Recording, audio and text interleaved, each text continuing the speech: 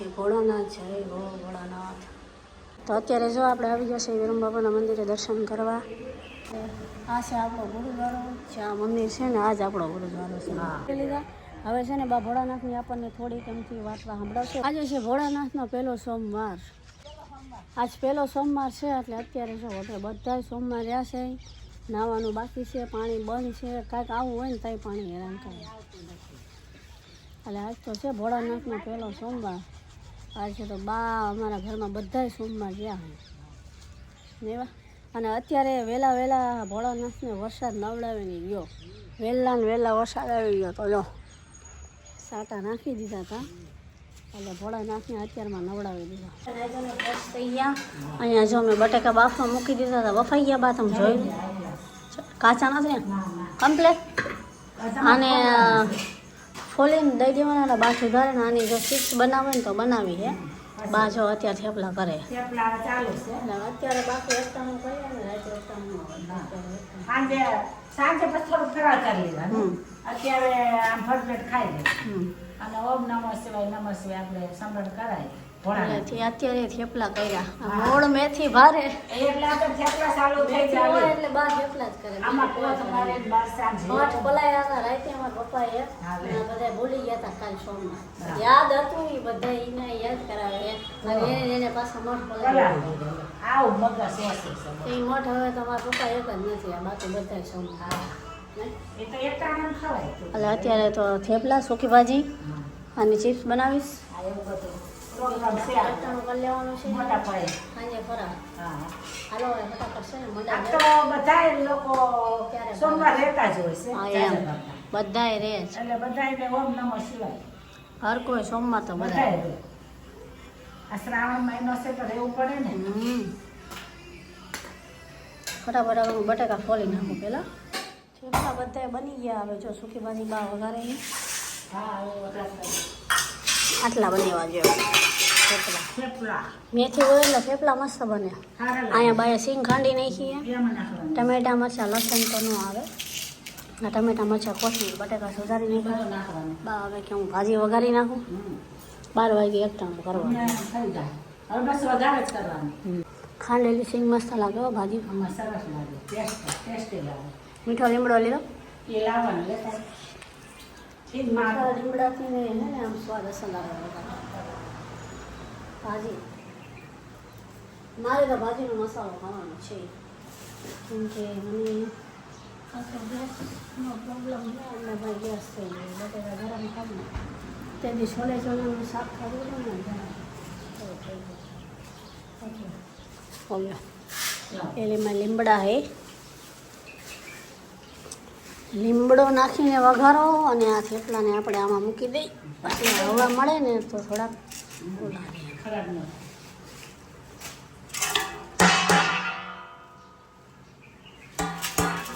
ચાલો થેપલા કમ્પ્લીટ.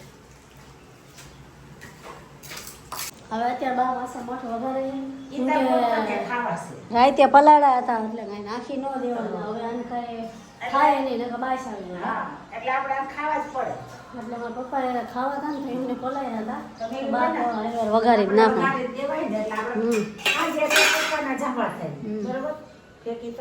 હવે આટલા બધા મઠ થોડા નાખી ઉપયોગમાં લઈ લેશે મસ્ત મજાનું.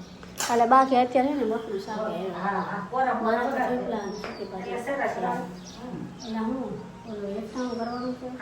અને મારા પપ્પાને બટેકા નથી ખાતા ખરેખર તો શ્વાસની તકલીફ એટલે એમ માટે શ્વાસ એટલે બા અત્યારે હવે છે ને મઠ પડે એ વઘારી નાખશે એટલે એ ઉપયોગ થઈ જાય. રાતે કેટલા હાડા દવે પલાય છે.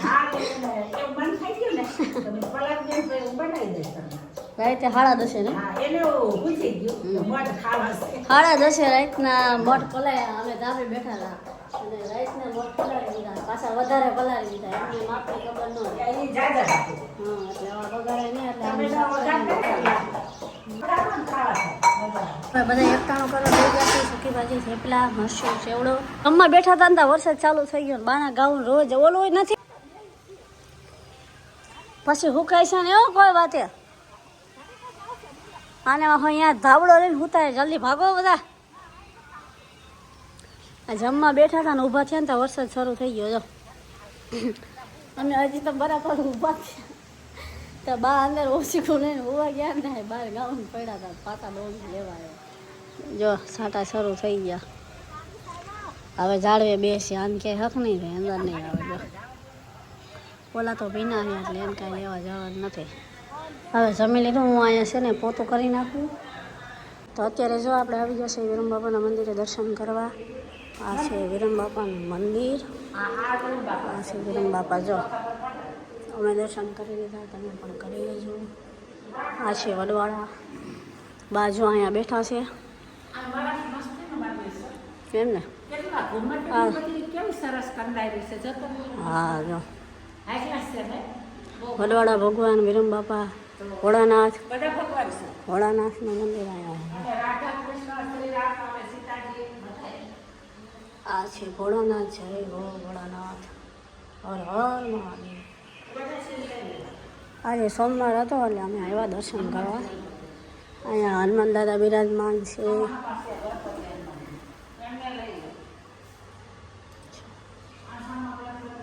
અને વિરમ બાપા અહીંયા જો કેવી મજા આવે એકદમ શાંતિનું વાતાવરણ છે આ છે આપણો ગુરુદ્વારો જ્યાં મંદિર છે ને આ જ આપણો ગુરુદ્વારો છે એટલે અત્યારે હું બાકી તો હાલો દર્શન કરી આવી આપણે સોમવાર છે એટલે ભોળાનાથ ભગવાનના મંદિર જ્યારે મજા આવે અને જો વિરમ સ્વામી મહારાજ જો મોટું મંદિર છે જગ્યા છે કેટલું મોટું રામ મદ્રેશણા મંદિર ભોજનાલય છે કેવી શાંતિ મળે જો મજા આવે આપણે એકદમ મજા ને મજા આવે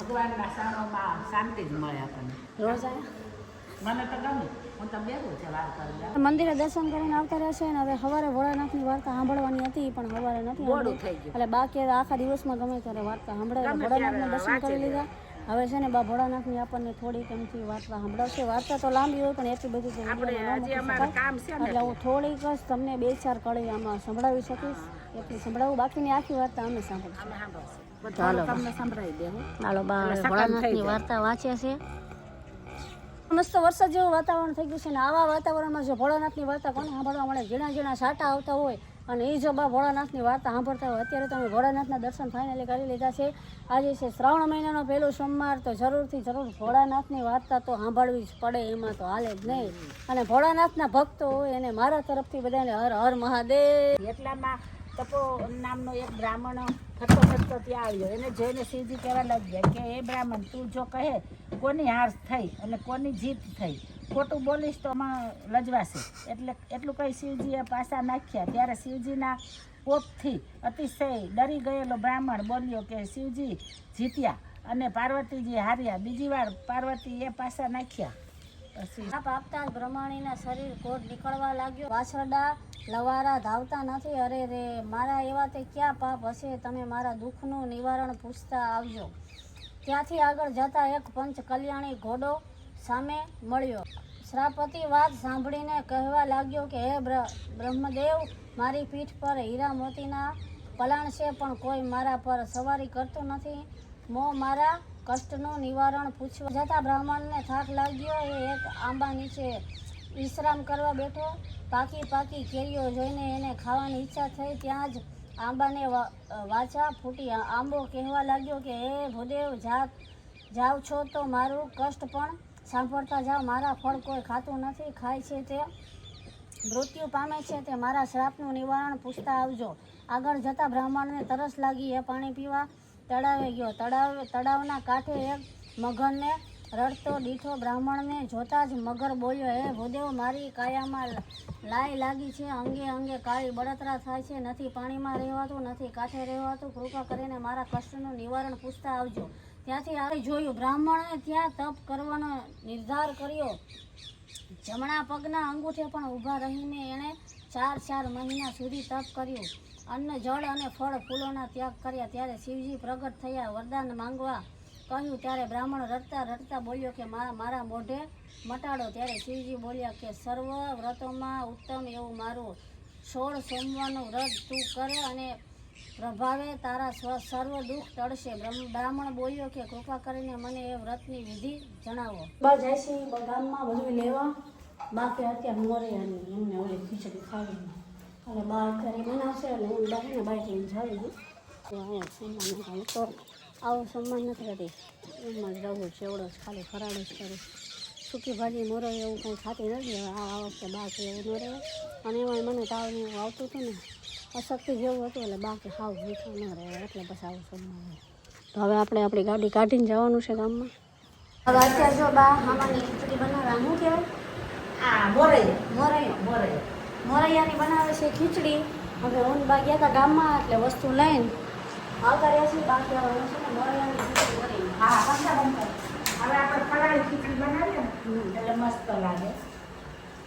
આમાં મમ્મી બહુ બનાવતા પહેલા હા એમ બનાવવાનું સાબુદાણાની ખીર દશામાન વરતમાં ખાય ને બધા એ સરસ લાગે. મારી મમ્મી દશામાન વરત રહેતા તે ગામની આ જ ખીચડી બનાવે હા એ બનાવે સરસ લાગે. એટલે અત્યારે જો બાકી ખાઈ હોય ને તો મજા આવે પણ ગળું આપણને ન ભાવે.